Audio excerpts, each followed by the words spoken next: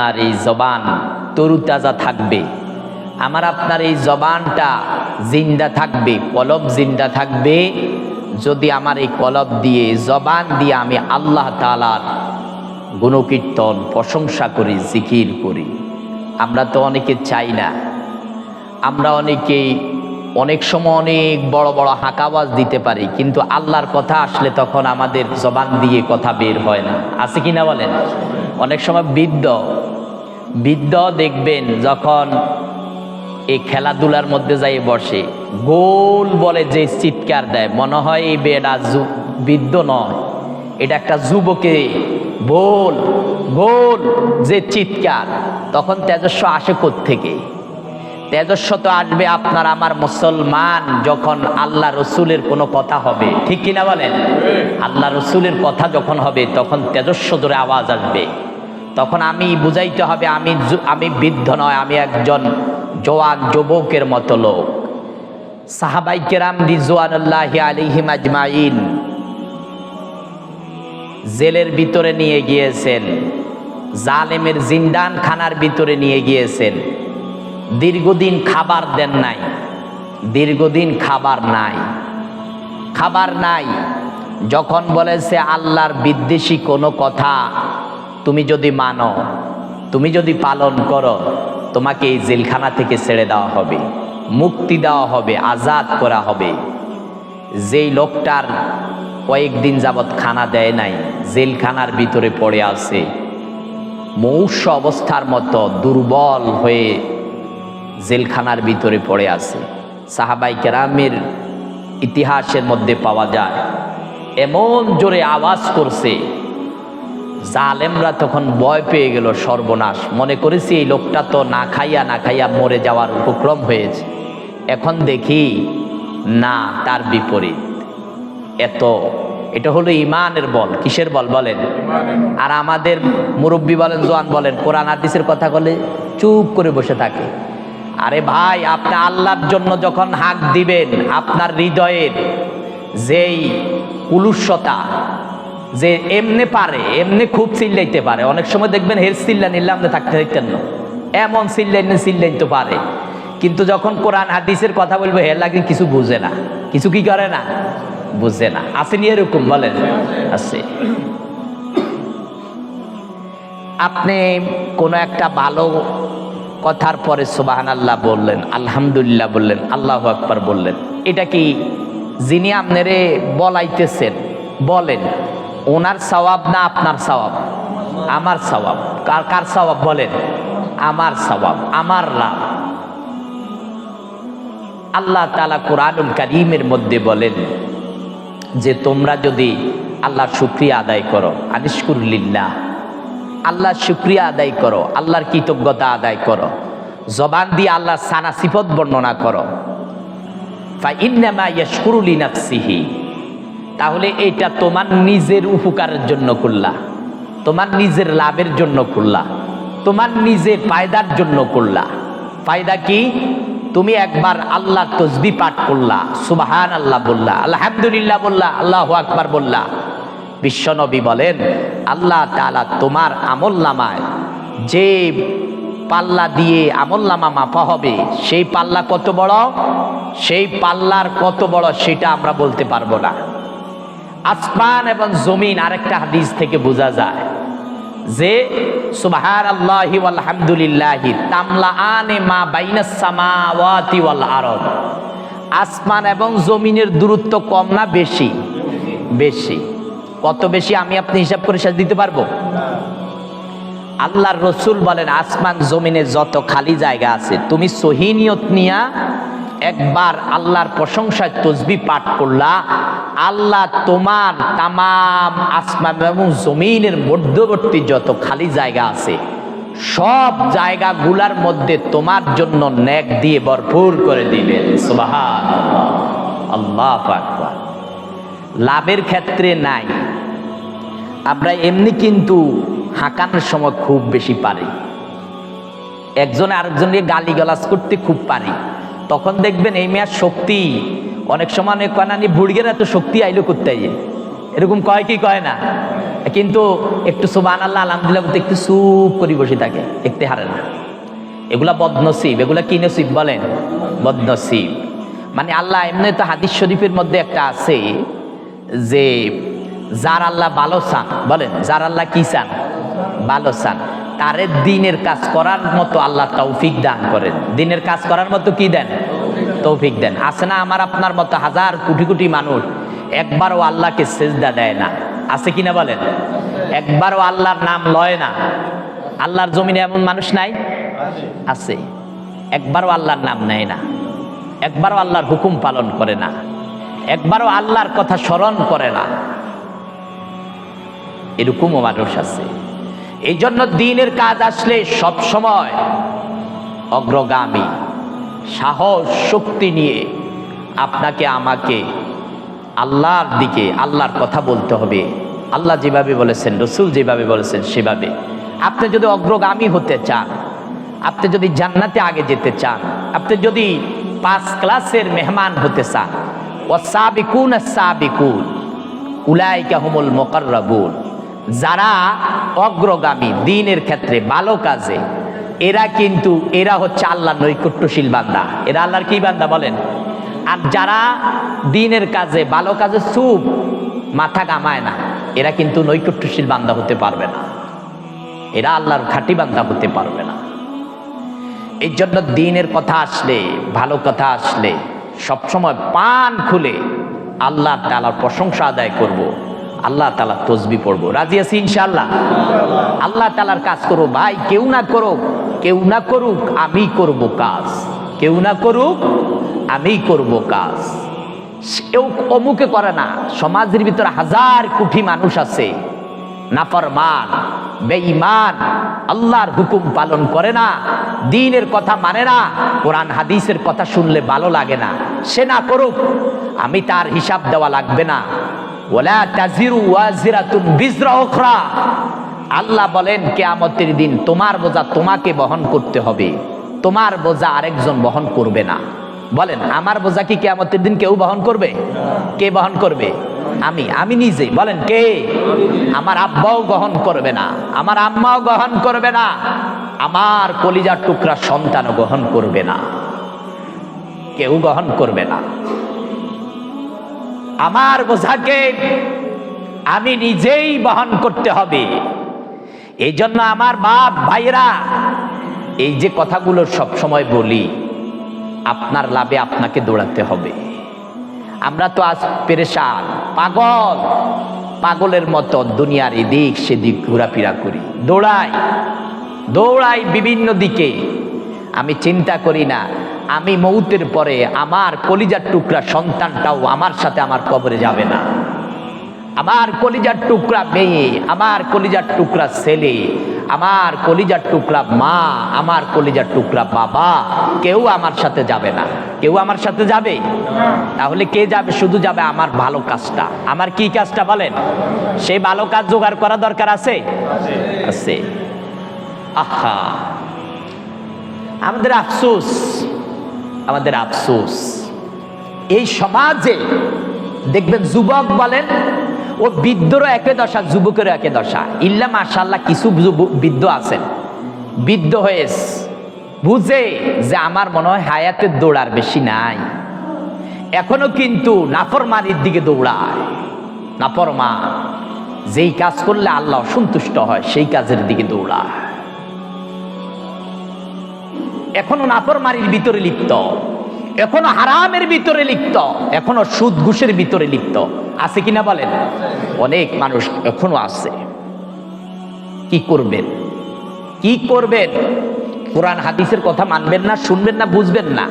শোনার জন্য তো চেষ্টা করি না, আমরা তো শোনার জন্য চেষ্টা করি না। মানবো কিভাবে বলেন? জানলে সেই কথা মানা সহজ। বলেন জানলে সেই কথা মানা কি সহজ? আপনি জানেন না বিল্ডিং তৈরি করতে, আপনি কি বিল্ডিং তৈরি করতে পারবেন? আপনি জানেন না নেক আমল করে কিভাবে, নেক আমলের সহি নিয়ম কি, তরিকা কি, আপনি সেটাই জানেন না, নেক আমল করবেন কিভাবে? করা যাবে না তো, করা যাবে না। এই জন্য আমরা বলি নফল ইবাদত বন্দিগির চাইতো কোরআন হাদিস শিখা, কোরআন হাদিসের কথা শোনা ফরজ। আপনার নফল ইবাদতের থেকে বড় হয়েছে কোরআন হাদিসের কথা শোনা। বলেন নফল ইবাদতের চাইতে বড় কি? আপনি এখন একেবারে খুব কতগুলো নামাজ পড়লেন না, আপনার এর থেকে বড় হলো কোরআন হাদিসের কথা শোনা। আপনার এর থেকে বড় কি? কথা বলেন না, কোরআন হাদিসের কথা শোনা, এটা আপনার জন্য ফরজ। বলেন এটা আপনার জন্য কি? নফল তো নফল সারাদিন পড়তে পারবেন, নফলের বিরোধিতা করি না, কিন্তু আপনার জন্য কোরআন হাদিস শিখা ফরজ। আপনার ওর থেকে বেশি দামি হলো শিখা, ওর থেকে বড় দামি। এই জন্য নবী আরবি সাল্লাল্লাহু আলাইহি সাল্লামকে বলেন, হেরা গুহার মধ্যে সর্বপ্রথম যে শব্দ জিব্রাইল আমিন আলাইহিস সালাতু ওয়াস সালাম বলেছেন সেটা কি? ইকরা। বলেন সেটা কি? ইকরা মানে পড়ো, পড়ো। আদেশ সূচক একটা শব্দ, ইকরা, পড়ো। কেন? আমার নবী এত বড় দামি, এত বড় সম্মানী, প্রথমে আসিয়েই কেন বললেন পড়ো? আরে না পড়লে তো জানবো না, না পড়লে তো বুঝবো না, না বুঝলে তো আমল করে কোনো লাভ হবে না। আপনি আমল করবেন, সে আমলটা বেআমলে পরিণত হবে। কেন? ভুল। বলেন কেন ভুল? আমল করবেন। আমাদের সমাজে আমরা গত কয়েকদিনও কয়েকটা কথা, এই রমজান সামনে আসতেছে, রমজান সামনে আসতেছে, আপনাকে বলা হচ্ছে যে রমজানে এইখানে যদি কেউ আপনাকে কোরআন শিক্ষা দেয়, আসেন মাথা হানি, আমরা সব দেশের ভাষা অনুযায়ী একটা মাথাকে পানি পানি করে বলে, সব সময় বলি ভাই একটু একজন মানুষ আপনাকে শিক্ষা দিবে, আপনি একটু কোরআনটা শিখেন। যে কয়েকটা সূরা পড়লে আপনার কোরআনটা সহি শুদ্ধ হবে, সেই কয়েকটা সূরা পড়েন। তাশাহুদটা ঠিক করেন, দুরূদ শরীফটা ঠিক করেন, দোয়ায়ে মাসুরাটা ঠিক করেন, দোয়ায়ে কুনুতটা ঠিক করেন। কিন্তু কি আপনি রমজানে দেখবেন 2-4 জন লোক তালাশ করে পাওয়া যাইবে না। আমাদের যারা এখানে শিখাইবেন ওনারা অনেকে শিখাইতে রাজি, কিন্তু আমরা শিখতে রাজি না। আমরা শিখতে কি না? বাবা বুঝবেন, বুঝবেন দুনিয়া, আমি সবসময় কথা বলি, আর দুনিয়া হুলবুন, দুনিয়া হলো মিঠা জিনিস। দুনিয়া কি জিনিস? মিঠা একটা জিনিস। মিঠার দিকে যেরকম মানুষ দৌড়ায়, মিঠা জিনিসের দিকে দৌড়াইতে দৌড়াইতে পাগল, আখেরাতের খবর নাই, আখেরাতের খবর নাই।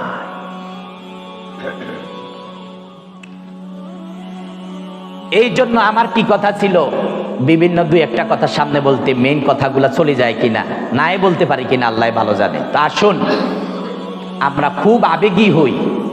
আপনি যত বেশি আবেগী হবেন যেই জিনিসকে অর্জন করার জন্য, তত বেশি দেখবেন আপনার ভিতর আল্লাহ সেই জিনিসের যোগ্যতা বাড়িয়ে দিবেন। সুবহানাল্লাহ। আপনি যত মনে করবেন আমি কোরআন হাদিসের কথা শুনবো, শুনে শুনে একটা মাসআলা শিখবো, একটা কোরআনের আয়াত শিখবো, একটা হাদিস শিখবো, একটা দ্বীনের কথা শিখবো, দেখবেন আল্লাহ আপনাকে কোরআনুল কারীমে স্পষ্ট আছে যেইটার ব্যাপারে চেষ্টা করে, প্রচেষ্টা করে, আল্লাহ কিছু না কিছু হলেও ওই বান্দাকে সেই ব্যাপারটা দান করেন। সুবহানাল্লাহ, সেই ব্যাপার দান করেন। এই যে উলামায়ে কেরাম কোরআন হাদিস দিয়ে কথা বলে, কথা বলার চেষ্টা করেন, কথা বলার চেষ্টা করেন। আপনারা বলেন, মনে করেন বুঝি এমনি এমনি বুঝি ওনারা বসে বসে ঘন্টার পর ঘন্টা বলতে পারে? এমনি এমনি না, এটার পিছনে মেহনত করা লাগছে কি লাগে নাই? লাগছে। আরো কোরআন হাদিস কি, কোরআন হাদিস এত গভীরের জ্ঞান, যেই জ্ঞান আপনাকে শুধু সামান্য একটু মেহনত করলো, আপনি সবসময় মেহনত চালিয়ে যাইতে হবে। সবসময়, কে কথা বলে? কথা বলিয়েন না। সব সময় মেহনত করতে হবে, সব সময় মেহনত করতে হবে। রাজি আছি ইনশাআল্লাহ? সামনে রমজান মাস আসতেছে, একটা নফল ইবাদত করলে 70টা নফলের সওয়াব দিয়ে দিবেন কে?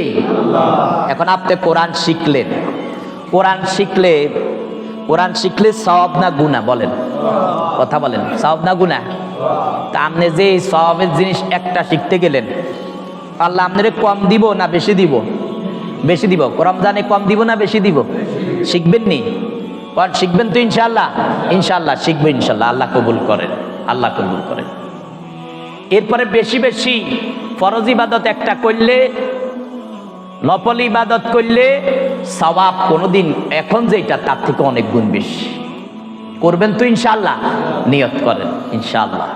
আল্লাহ আমাদেরকে এই কথাগুলো বোঝার, আমল করার তৌফিক দান করেন, বলি আমিন। আজকে বলার চাইছিলাম মূলত কি কথা, আর যদি আমার রসুলের আদর্শ আছে কিনা খেয়াল করেন।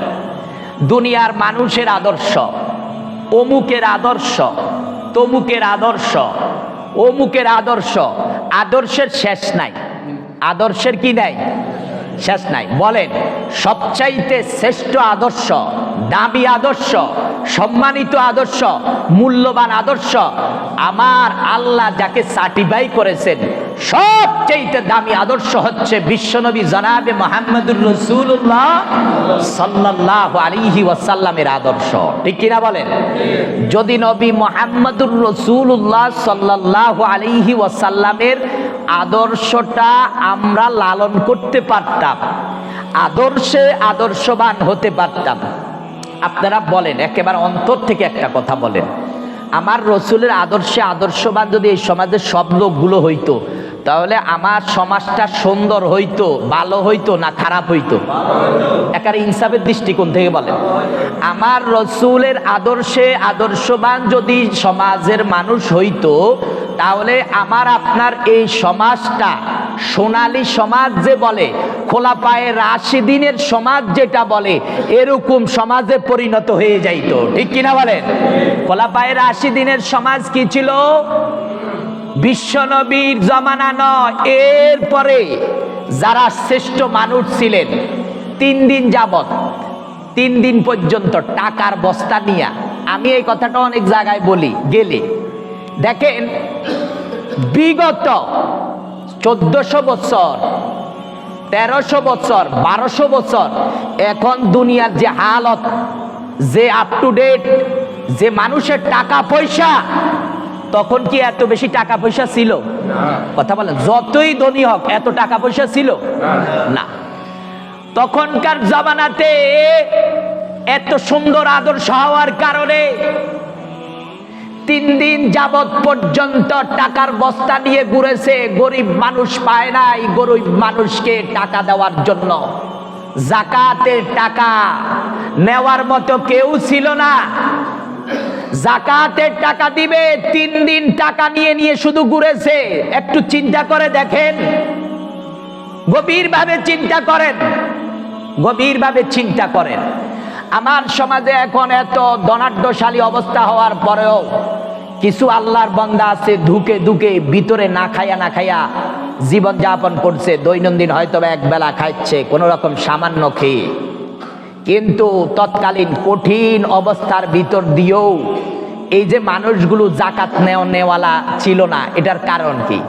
এটার কারণ একটাই, ইনসাফ যখন বাস্তবায়ন হয়ে গিয়েছিল, তখন ইনসাফ ভিত্তিক যখন সকলের প্রাপ্য অধিকার পেয়েছিল, তখন গরিব বলতে আর কেউ ছিল না। ঠিক কিনা বলেন?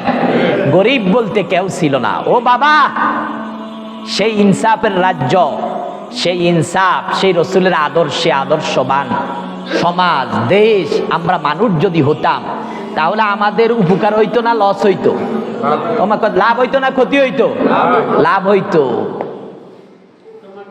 আহা, লাভ হইতো, লাভ। এই জন্য যদি রসুলের আদর্শে আমরা আদর্শবান হতাম কত না সুন্দর হতো, কত না সুন্দর হতো। রসুলের আদর্শ কি এক দুইটা আদর্শের কথা বলি। দেখেন, রসুলের একটা আদর্শ আপনারা সবাই জানেন। আমার রসুলকে যখন ষড়যন্ত্র করে মেলে ফেলা দেওয়ার জন্য কাফের বেঈমানরা নামাজের মধ্যে যখন যাইতো, ওটের নাড়ি বুড়ি রসুলের গড্ডান মোবারকের উপরে এনে রেখে দিত। কেন? রসুল যেন দুনিয়া থেকে কি হয়ে যায়? বিদায় হয়ে যায়, শেষ হয়ে যায়। কিন্তু এই রসুল করতে করতে করতে করতে রসুলকে রসুলের দেশ থেকেও পর্যন্ত বিতাড়িত করে দিয়েছেন। আপনারা এটা জানেননি? জানেন না কেন? জানেন তো, রসুলকে হিজরত করা লাগছে কি লাগে নাই? নিজের দেশে থাকতে পারে না, এই জন্য আমি অনেক সময় বলি, আসলে আমাদের সমাজের মানুষের কপাল খারাপ, পৃথিবীর মানুষের কপাল খারাপ। ভালো মানুষকে নিজের দেশে রাখতে দেয় না। আমরা ইতিহাস ক্লাস করে দেখছি, ভালো মানুষ নিজের জায়গায় ভালো থাকতে পারে না। এ কথা কিন্তু ইতিহাস থেকে পাওয়া যায়। ভালো মানুষ নিজের জায়গায় ভালো থাকতে পারে না। আপনি মুহাম্মদুর রাসূলুল্লাহ সাল্লাল্লাহু আলাইহি ওয়াসাল্লাম থেকে শ্রেষ্ঠ মানুষ আর কি পৃথিবীতে কেউ আসেনি? তাহলে মুহাম্মদুর রাসূলুল্লাহ সাল্লাল্লাহু আলাইহি ওয়াসাল্লামকে পর্যন্ত নিজের জায়গার লোকগুলো দেখতে পারে নাই। বোঝা গেল ভালো মানুষের দোষ নয়, দোষ হলো ক্যান্সার মার্কা সমাজের লোকগুলা। ঠিক কিনা বলেন? ক্যান্সার মার্কা সমাজের লোকগুলা। আমরা এখানে জানি কারি ইব্রাহিম সাহেব রহমতুল্লাহ আলাইহি, এই যে উজানিতে এখন চলে গিয়েছেন, আমাদের দৌলতপুরের মানুষ ছিলেন। কোথায়ের মানুষ? কথা বলেন না কেন? কথা বললেও কি বল দিতে পারেন না? দৌলতপুরের মানুষ। কোথায়ের মানুষ? আল্লাহর ওলি ছিলেন। আল্লাহর কি ছিলেন? ওলি ছিলেন। কিন্তু কারি ইব্রাহিম সাহেবকে থাকার জন্য দিছে এরা? হতভাগা কপাল পোড়া। কারি ইব্রাহিম সাহেব রহমতুল্লাহ আলাইহি লস হয় নাই, লস হয়েছে এই কপাল পোড়াদের।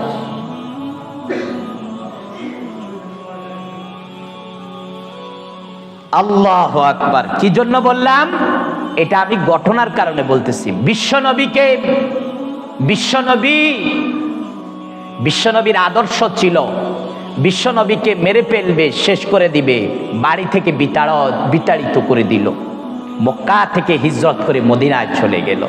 কিন্তু আপনারা জানেন বিশ্বনবী কিন্তু আবার কিন্তু মক্কা জয় করেছেন, এটা জানেননি? হ্যাঁ, বিশ্বনবী মক্কা আবার বিজয় করছেন, জানেননি? আল্লাহু আকবার। বিশ্বনবী মক্কা বিজয় করার পরে ক্ষমতা কম ছিল না বেশি ছিল? বেশি ছিল। তো ক্ষমতা পাইয়া কি সবাইরে আসিয়া পিডিয়া কাজ করিয়ে লাইছে? কথা কন না কা? ক্ষমতা পাইয়া পিডিয়া সবাইরে কাজ করিয়ে লাইছে? জুলুম করছে, নির্যাতন করছে, একজনের উপর অন্যায় ভাবে দুশ্মনের স্টিম রোলার চালিয়েছে। কি করছে? বলেন বলেন, কি করছে? মাফ করে দিচ্ছে।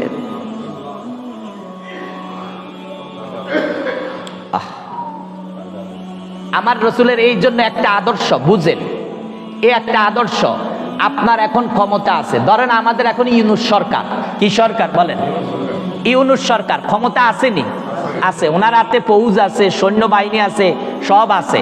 এখন যদি উনি জুলুম করিয়া অন্যের উপর ওনার ক্ষমতা থাকিয়া সবাই পিড়ি কাজ করিয়া লাগ, এটা কি ন্যায় হবে না অন্যায় হবে?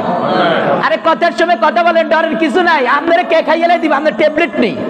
বাঁচবেন তো বাঁচবেন, পৃথিবীর বুকে আপনার হায়াত থাকতে 1 সেকেন্ড আগে আপনাকে কেউ মারতে পারবে না। ঠিক কিনা বলেন? 1 সেকেন্ড আগে আপনাকে কেউ মারতে পারবে না। এত ভয় কিসের?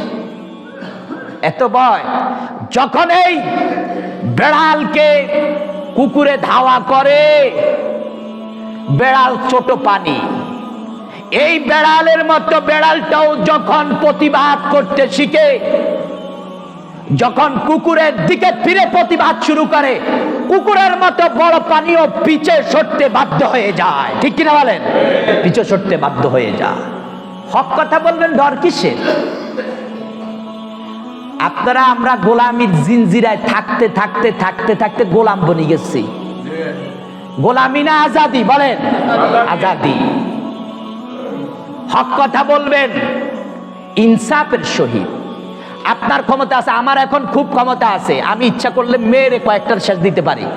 এই কাজ করা আমার উপর জুলুম হবে, এটা আমার জন্য ইনসাফ হবে না। ঠিক কিনা বলেন? আপনার হাজারো ক্ষমতা, কি হয়েছে? কি হয়েছে? আপনার হাজারো ক্ষমতা, কি হয়েছে? আপনি ইনসাফ কায়েম করেন। আপনি ইনসাফ কায়েম করলে কি লাভ হবে? মানুষের কাছেও আপনি দামি হবেন। বলেন কার কাছে দামি হবেন? আরেকজনের কাছে দামি হবেন। তিনি কে? আল্লাহ।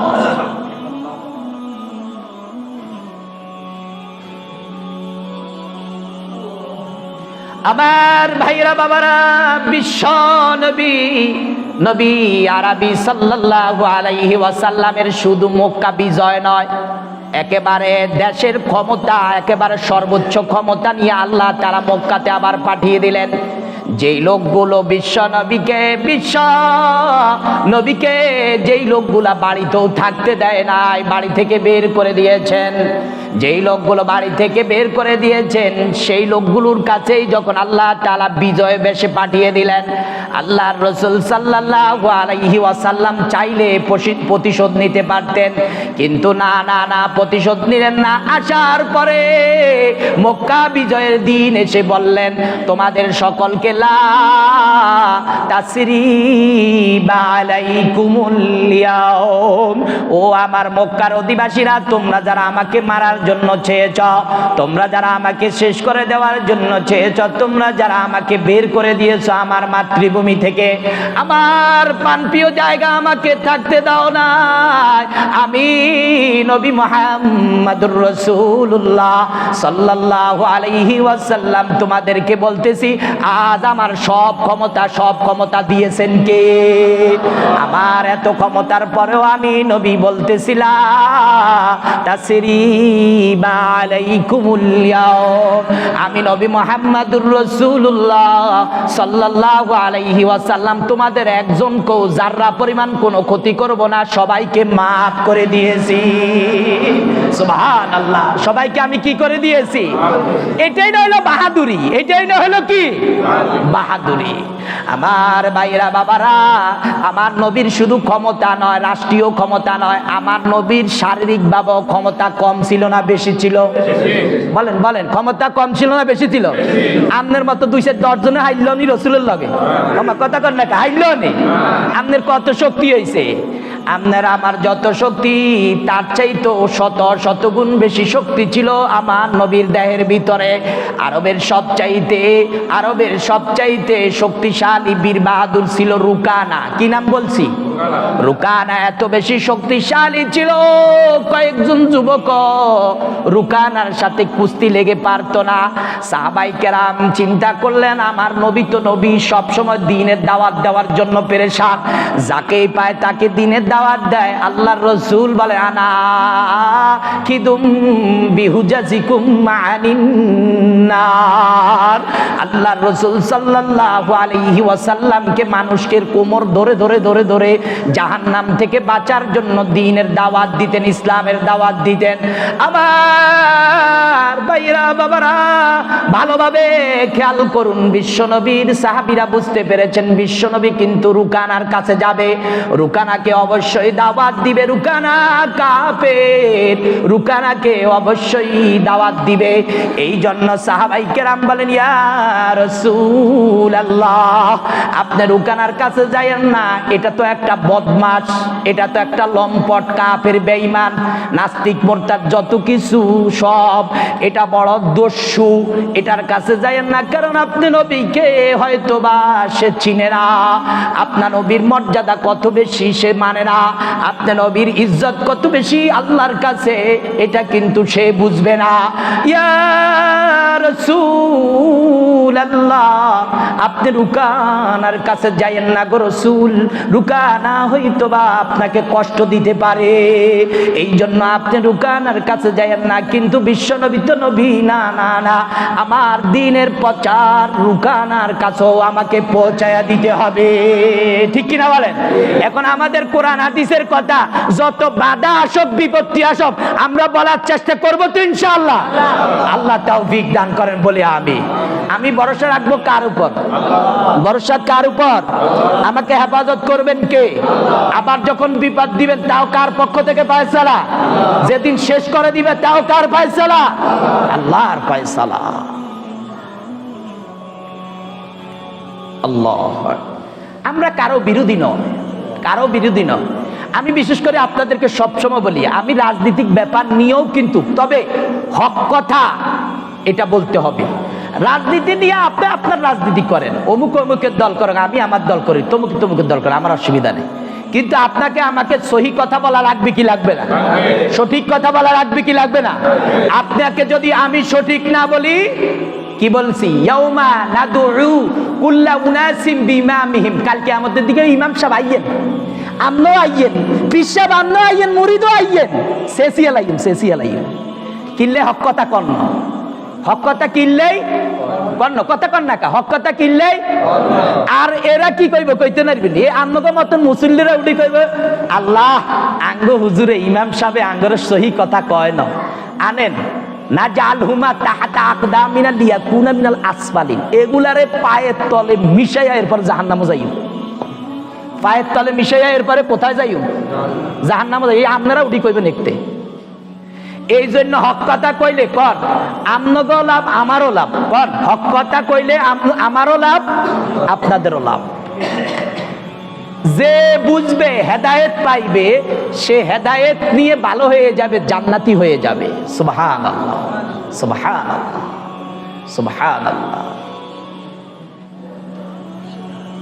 আল্লাহ আমার ভাইরা বাবারা বিশ্ব নবী রুকানার কাছে চলে গেলেন রুকানার কাছে গিয়ে বিশ্ব নবী নবী আরবি সাল্লাল্লাহু আলাইহি ওয়াসাল্লাম রুকানাকে বললেন রুকানা তুমি ইসলাম গ্রহণ করো তুমি বলো লা ইলাহা ইল্লাল্লাহু মুহাম্মাদুর রাসূলুল্লাহ সাল্লাল্লাহু আলাইহি ওয়াসাল্লাম রুকানা তুমি ইসলাম গ্রহণ করো তুমি যদি ইসলাম গ্রহণ করো ও রুকানা তোমাকে আল্লাহ তাআলা রব্বুল আলামিন কাল মাশরের দিনে তোমাকে এত দামি জান্নাত দিবেন এত দামি জান্নাত দিবেন যেই জান্নাতের নিয়ামতের শেষ নাই তোমাকে আল্লাহ তাআলা নিয়ামতপূর্ণ জান্নাতের বাসিন্দা বানিয়ে দিবে রুকানা উঠি হয় হুজুর রুকানা উঠি কয় হুজুর তো বলতে চিনো না বা চিনছে কয় না আর শর্ত আছে আমার কি আছে শর্ত আছে কি শর্ত হেতো মনে করছে হেতে তো হেতেই হেতে আর দুনিয়ার কারো করে দেয় না সামনে এরকম আছে কিনা আমার সমাজে আছে হেতে মনে করছে হেতেই তো হেতে 100 হেতে মনে করছে শর্ত এটা দিলে তো মুহাম্মদুর রাসূলুল্লাহ সাল্লাল্লাহু আলাইহি ওয়াসাল্লাম হেরে যাইবো বুঝে তো না কার সাথে টাকা দিলা কার সাথে টাকা দিলা অনেক সময় দেখবেন আমার সমাজের মানুষ অনেক দুর্বল মানুষ ভিতরে আল্লাহর ওলি বুঝে না এত আল্লাহ টাকা দিয়েছে যদিও সামনের দিকে এত প্রতিবাদ করতে পারে না কুদরতি ভাবে তার প্রতিবাদটা করে দিয়েছেন কে আল্লাহ এরকম হয় কি হয় না আল্লাহু আকবার তুমি আল্লাহর বান্দা ভালো বান্দার বিরোধিতা করবা তোমার বিরোধিতা স্বয়ং আল্লাহ করবে তোমার বিরোধিতা স্বয়ং করবে কে আল্লাহ আহা বিশ্ব নবী নবী আরবি সাল্লাল্লাহু আলাইহি ওয়াসাল্লাম রুকানাকে যখন এই কথা বলল রুকানা বুঝতে পারে না আমি তো বড় শক্তিশালী শর্ত দিয়ে দিই শর্ত যদি দিয়ে দিই তাহলে রুকানা বুঝতে পেরেছে মুহাম্মদুর রাসূলুল্লাহ আমার সাথে জিতবে না কুস্তি লাগো ও আল্লাহর বান্দা তুমি আমাকে ইসলামের দাওয়াত দেওয়ার জন্য আসো আমার সাথে কুস্তি লাগো যদি তুমি কুস্তি লাগিয়া আমার সাথে আমাকে পরাজয় করতে পারো তাহলে আমি রুকানা তোমার ধর্ম গ্রহণ করে নিব আমার সাথে কুস্তি লাগো এত তোমার কাছে সলিমউদ্দিন তো বুঝে না তো কার লগে এই কথা কয় সেলেস কার লগে দেয় এত তো এটা বুঝে না বিশ্বনবী কয় রে আই তো কুস্তি লাগিন না কিলাকিলি করিন না আই তো বিনা অপরাধে কাউরে আক্রমণ করিন না এটা হলো নবীর আদর্শ এটা হলো নবীর কি আই তো করিন না তবে হ্যাঁ তুই যেহেতু মানতিও না আর কোনো শর্তই নাই তো আমার সাথে লড় আমি এটা কার জন্য করতেছি ইসলামের জন্য কার জন্য বলেন ইসলামের জন্য কর লাগছে রুকানারে প্রথমে বিশ্বনবী কয় তুই রেডিও কিনলে ন হরে কিন্তু এত চলচাতুরি করবো কই ভাই রেডি হইন রুকানারে কয় তুই বালা মতন রেডি হইছে আর এবার রুকানারে দইছে বিশ্বনবী দইছে প্রথম দড়ার লগে দি কতক্ষণ হরে দি ফালাই দিছে বিশ্বনবী একটা ইয়ার লগে পড়ে গেছে জমিনের উপরে উড়িয়ে কয় না আমি ভালো মতন রেডি হইতে পারি না বলতাই আমি ভালো মতন কিনতে পারি না রেডি হইতে পারি না তো ভালোভাবে রেডি হইছে দ্বিতীয়বার এবার কুস্তি লাগছে দ্বিতীয়বার লাগছে আরো এবার শেষ পালাই দিছে কয় এবার আমার শেষ অবস্থা ইনশাল্লাহ ইনশাল্লাহ তো হিকে নাই আমি এবার পায়ের ঘুমে হাতে মনে করছে এবার একদম ভালো মতো ফেখন ধরছে আর কি বুঝলেন না হাতে ভালো মতন পাইব একদম খুব হইয়া লাগছে এবার লাগার লগে বিশ্বনবী এইবার কিন্তু একটু বুঝার জন্য দেখ নবুয়তের চাপ কত বেশি একটু আল্লাহু আকবার আমার নবীর নবুয়তের ছাপ, নবী ইলমে ওহীর নবী। এই জন্য অনেক সময় অনেকে বলে, আলেম বলেন, আল্লাহর ওলি বলেন, বুজুর্গ বলেন, তাদের সাথে বেয়াদবি করিও না। ফাতাহলিকু, তুমি ধ্বংস হইয়া যাইবা। তুমি কি হয়ে যাইবা বলেন? ধ্বংস হয়ে যাইবা। তোমার এই ধ্বংস হে করার লাগতো না, আল্লাহর পক্ষ থেকে চলে আসবে। এবার যখন বিশ্বনবী কয় এবার কিন্তু এটা তো শেষ ধরা, এবার কিন্তু একটু ভালো মতন বুঝানোর দরকার আছে। এবার যখন কঠিন বলে একটা মোটামুটি একটু চাপ দিছে, আমি যাই যাই মরে যাই মরে যাই, ছাড়া আর লাগতো না, আমি ঠিক আছে আপনার রাজি হয়েছি, আল্লাহর হস্তে মাপ চাই। তো রুকানারে এবার বিশ্বনবী কয় কি হয়েছে ও তোমার? আমি আপনি যে এখন আমার একটু চাপ দিছেন, আমার মনে হয়েছে শুধু আমনে চাপ ন, ওহুদ পাহাড়টা মনে হয় আমার বুকের উপর আয় চাপা দিছে। আল্লাহু আকবার, আল্লাহু আকবার। ওহুদ পাহাড়টা যেন আমার বুকের এসে চাপা দিয়েছে। এর বাচ্চাগুলোর একটু থামান না, বললাম না পাশে যারা মুরব্বী থাকবেন আওয়াজ কমাই দিবেন। কোনো আওয়াজ চলতো না। এটা মসজিদ, এটা কি বলেন? আল মসজিদু বাইতুল্লাহ, আল্লাহর ঘর। এটা তো ইবাদত। কথা হইব একজনে, আমনের কথা কইতে চাইলে আঙ্গরে থামাই দিয়ে আমনা ইয়েন কইবেন, আমরা হইব, ঠিক না? হ্যাঁ, কথা বুঝতে হইবে, এটার আদব আছে। এটা তোমার আমার সলিমউদ্দিন কলিমউদ্দিনের বাজার ন, এটা বাজার ন। যাই হোক, ওরা তো ছোট পোলাপাই বলছে, ঠিক আছে, খেয়াল করেন। তো কি বুঝাইলাম? আমার রসুল কিন্তু ক্ষমতা বুঝাইতে চাইছি, সময় তো স্বল্প। আমার রসুলের রাষ্ট্রীয় ক্ষমতা থাকার পরেও কার উপর জুলুম করেন। আবার আমার রসুলের দৈহিক ক্ষমতাও কম ছিল না বেশি ছিল? শক্তি কম ছিল না বেশি ছিল? বিশ্বনবী কিন্তু যারা পরিমাণও কোনো ক্ষতি করে না। এরপরে তাইফের ময়দানের দিকে দেন, পৌঁছ কি বাংলাদেশের আর্মি, বিডিআর, র্যাব, এই বাহিনী সেই বাহিনী, ওই বাহিনীর থেকে আমার রসুলের কাছে বাহিনী ওইটা কি ছোট ছিল না বেশি বড় ছিল? ফেরেশতা বাহিনী কি ছোট না বড়? ওমা কন্যা কা, আল্লাহু আকবার। জিব্রাইল আলাইহিস সালাতু ওয়াস সালাম আসি কয়, ইয়া রাসূলুল্লাহ, এই বেয়াদব হলে আমাদের যে পাথর মারছে তাইফের ময়দানে। আমি বলতেছি, আমি জিব্রাইলে তো আমার 600 পাকার এক পাকা দিয়ে এমনি একটু বাড়ি দিলে এখন বেগুন উড়ি যাইব গা। এগুন ন, এ ওহুদ পাহাড় শুদ্ধ উড়ি চলে যাইব। আমি না, তবে পাহাড় নিয়ন্ত্রণ করার ফেরেশতা আছে, আপনি যদি অনুমতি দেন তাহলে ফেরেশতা চলে আইব, আই এগুলারে শেষ করে দিব দোনো পাহাড়ের ভিতরে পালাইয়া। আপনি দেখেন আমার রসুলের কাছে বাহিনী কি কম ছিল নি? শক্তি কম ছিল নি? কি আমার রসুল কি প্রতিশোধ নিছে না মাফ করে দিছে? তাহলে আমাদের দেশে যদি আজ রসুলের আদর্শে আদর্শবান আমরা হতে পারতাম, যে আসুক, যে যখন আসুক, আপনার ক্ষমতা আছে, অমুকের ক্ষমতা আছে, অমুকের ক্ষমতা আছে, সবাই যদি কয় না আমার রসুলের যে আদর্শ আমি আদর্শ ফলো করব, আমার ক্ষমতা থাকলো আমি ক্ষমতাকে অন্যায়ভাবে প্রয়োগ করব, আমি অন্যায়ভাবে কার উপর জুলুম করব, তাহলে কি আর কোনো সমস্যা হয়নি? তাহলে আর কোনো সমস্যা হয়নি? তাহলে তো আর কোনো সমস্যা হয় না, জুলুম হয় না, নির্যাতন হয় না। আমরা কি আল্লাহর রসুলের এই আদর্শ গ্রহণ করতে পারি ইনশাআল্লাহ? বলেন ইনশাআল্লাহ। আমি এই এলাকার ধরেন একদম খুব প্রভাবশালী, খুব প্রতাপশালী, খুব টাকা পয়সাওয়ালার মালিক, খুব ক্ষমতাশালী, এখন পারি কয়েকজনের শেষ করিয়া লাইতাম। এখন আমার এটা করা কি উচিত হইব না ইনসাফ প্রতিষ্ঠা করা উচিত হইব? ইনসাফ। রাজি এই কথাটা বোঝানোর জন্য আজকে মূলত আরো অনেক সময়ের দরকার ছিল, তারপরও দুই একটা কথা যা বলছি, আল্লাহ আমাকে আবার আপনাদের সবাইকে মানার তৌফিক দান করেন। আল্লাহ সবাইকে মানার তৌফিক দান করেন, রসুলের আদর্শে আমাদেরকে আদর্শবান হওয়ার তৌফিক দান করেন। আমিন আমিন আমিন। ওয়া আখির দাওয়ানা আনিল হামদুলিল্লাহি রাব্বিল আলামিন। সুন্নাত যারা পড়েন না সুন্নাত পড়েন। সুবহানাল্লাহ।